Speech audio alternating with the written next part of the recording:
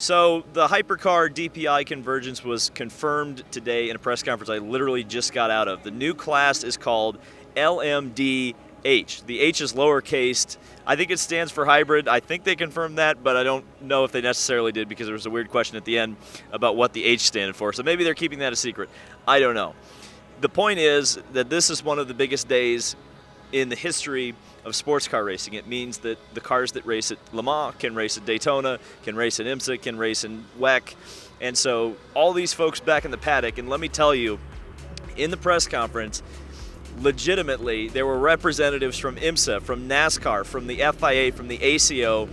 Everybody was there. Manufacturers. I remember seeing Hyundai, Acura. I mean, there was just, if you name a manufacturer that's here in any capacity, they had at least one representative there. So this is a major deal. This is a major event.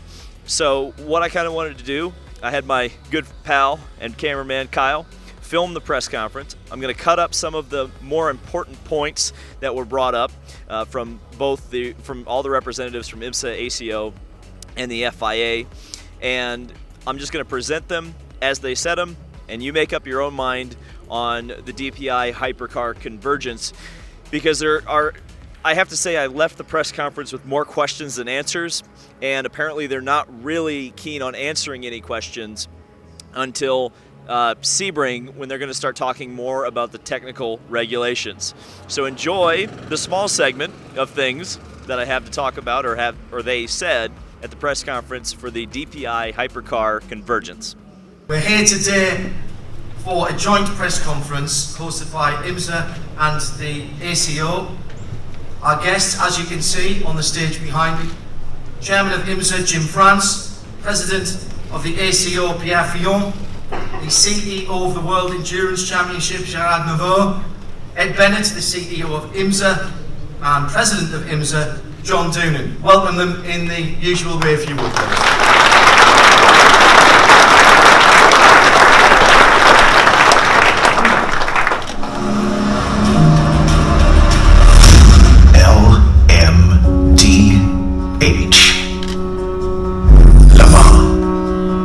Daytona H. It's a goal that we've shared for a number of years to be able to bring the overall opportunity for a win at Le Mans, Daytona together, have a car capable of victory in both of our iconic events. The car that was going to be introduced will be a category of car that will begin competing in the WEC series in September of 21, and in the IMSA WeatherTech series in January of 22. We are opening a new chapter of endurance racing here today. And as Jim said, we have been working together on this for some time, and Convergence will offer manufacturers, partners, media, and the fans a fantastic opportunity to see the best racing in the most prestigious events on both sides of the Atlantic. I think it's the right time for this to happen, and we are very proud to be here today to tell you about that. Well, I can't speak for the manufacturers, but I have spent a great deal of time listening to the manufacturers, and it's kind of a universal thread that they are requesting both of the ACO and IMSA to have a category that they could compete in that would allow them to amortize their investments in motorsports across the broader range of series and on a global basis. And this is a major step to accommodate those wishes. No, it doesn't affect and doesn't change the Le Mans Hypercar regulations. As you know, the Le Mans Hypercar regulations will be introduced in September 2020 for the 2021 WEC seasons. Manufacturers can continue to build their own chassis or to develop a car on the basis of a road car. As you know, Toyota, Aston Martin, Peugeot have announced their commitment, and the addition of the LMDh car, which is eligible alongside the Le Mans Hypercar category, will only make stronger the top category. Well, as you know, we're pretty far along on our DPI 2.0 process that's been underway, and the ability to have a cost-effective opportunity for OEMs is adopting some of the efforts that we've created and the working relationships that we've had with our constructors and our OEMs on a model that would allow them to have an economic, cost-effective way of entering endurance sports car racing for overall victory. So it's clear then, Pierre, that the LMDh program has had to be optimised to achieve what Mr. France was talking about. That how's that? How have you gone about that?